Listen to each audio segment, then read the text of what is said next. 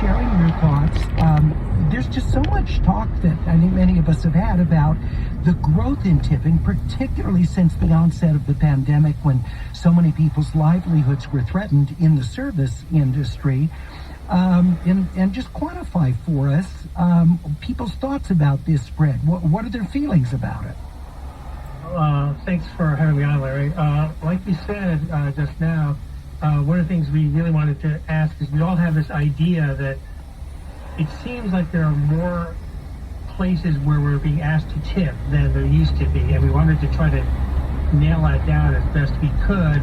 So we asked people, well, is it just us, or do people broadly feel that way? And we found, like you said, 72% of people feel like they're being asked to tip in more places than they were 5 years ago. Just thinking about 5 years ago specifically to try to get people to think about a pre-pandemic time without having the distraction of mentioning the pandemic itself, because we didn't want that to get all caught up with the idea of tipping.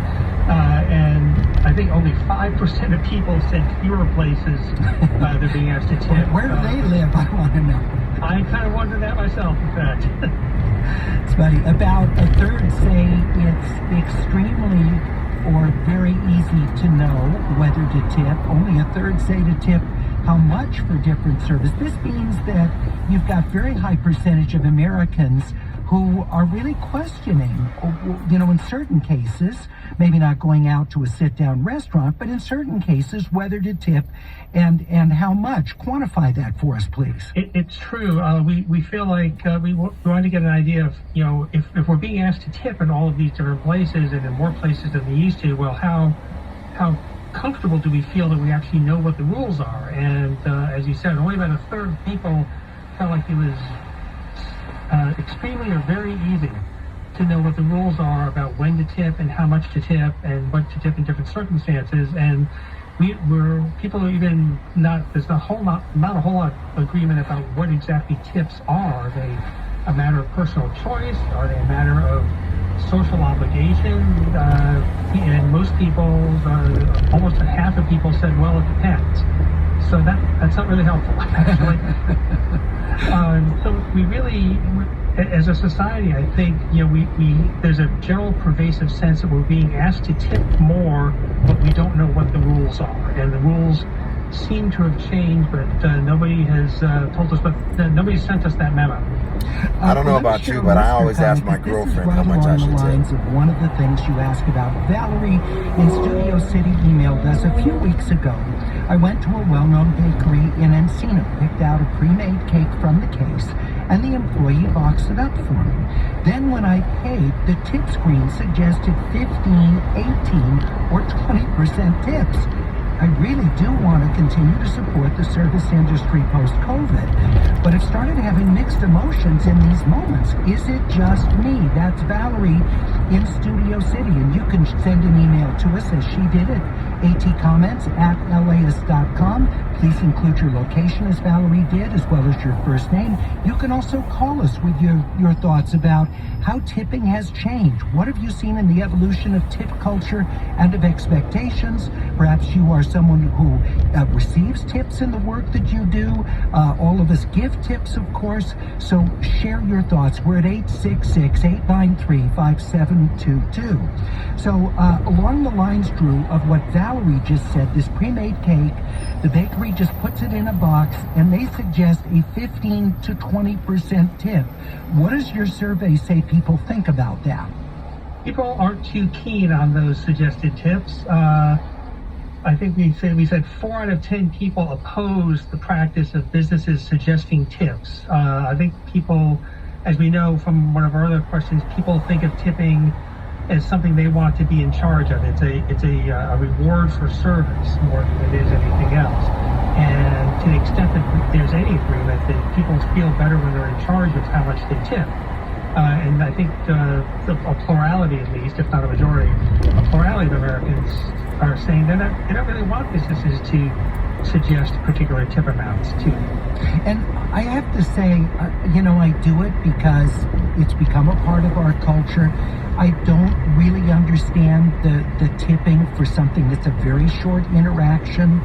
getting a cup of coffee, and yes, I tip when I do it. I want to support the employees, but to me, they should be paid enough, because that's a volume business, that they're getting an appropriate level of compensation from their employer, and not having to rely on tips. To me, and I'm not a huge fan of it in restaurants, but you have a longer relationship with the person there, or the person that's cutting your hair. It's you're spending more time in the person's presence. To me, that seems more appropriate than boxing up a cake or getting a cup of coffee. But I'd love to hear from listeners. What do you think? We're at 866-893-5722. That's 866-893-5722. And certainly I understand we want to support the people that work so hard and that provide the services that we appreciate. 866-893-5722. Drew, can you speak to that point about things that, in the past, we wouldn't be tipping for fast food pickup. We wouldn't, we would be tipping for delivery because, again, that's a longer involved time process, but we wouldn't be tipping at the counter for the person giving us a taco. That's true. Well, I think there's a difference also between the way people think about restaurants specifically. When we ask people in various circumstances, how likely would you be to tip?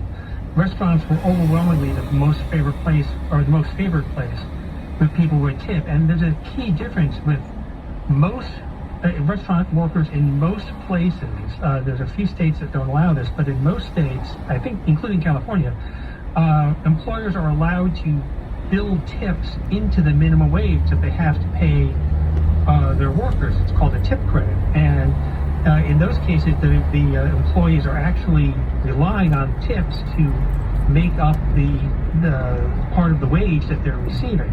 Now, in other circumstances where employees have to make the full minimum wage, and they don't rely on tips to get at least up to that point, I think there's generally been more resistance. I mean, when we look at our survey results, but what we call fast casual restaurants, only 12% of people said that they would always or often tip there. I myself have never done that.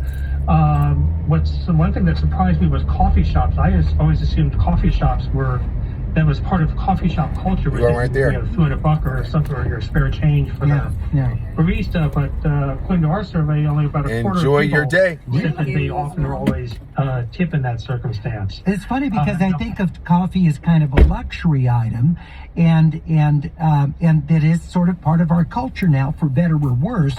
So I'm surprised it's that low. Yeah, I was too. But I do think, now we did ask specifically if people consider, well, how much does the server make, or how much does the employee make when you're deciding how much to tip or whether to tip. And a reasonable number of people, I think a little fewer than a third, people said that that's a major factor when they decide whether to tip, a little less when they're deciding how much to tip. But even when they ask that, overwhelmingly people kind of key it on service quality as the main driver of their tipping decisions. We're talking with the Pew Research Center's senior writer Drew DeSilver, talking with us about a recent Pew study looking at American attitudes toward tipping. He's sharing the results with us, and we're taking your calls as well as your emails with your thoughts about I like listening how tipping to culture and expectations have programs evolved. I'm interested in in the hearing car from people when I'm who driving. work in the industry where tipping is a part I'm helping people. of the practice. Is this as a tipping well as industry? From all of us who tip for the services Do we people receive. tip Let's talk with Jeff when in you ride Highland Uber Park. Jeff, I or understand Lyft that you have a couple of or in a restaurants. restaurant? Here we go. Hi, Larry. Yeah, I sandwich shop in Highland Park and a bar restaurant in Studio City. And my comment is that we think about this all the time. Tipping is unique in the United States in the role that it plays in wages for people in the service industry. In many places in the world, you tip a small amount on top of the bill because so much of their wage is taken care of. It's included in either social services provided by the government or whatever. In America, we are unwilling to pay service workers what their labor is worth. And so tipping has to make up for this gap. We don't like putting those costs in the price of our food or whatever else we're buying in restaurants. So we're kind of playing a psychological game. Absolutely, absolutely. And so we try to make up for what we can't put in the price of food and drink to pay our labor with tipping. What's funny is that your customers are still paying it. It's just, it feels different to be tipping part of it than paying that total cost in what you're charging for the item. Absolutely. I'm going to come back to And this. it's spread I'm it not out coming back to unequally because this. some people pay more Yeah. and some people pay less. So Jeff, what's Tipping. your ideal in a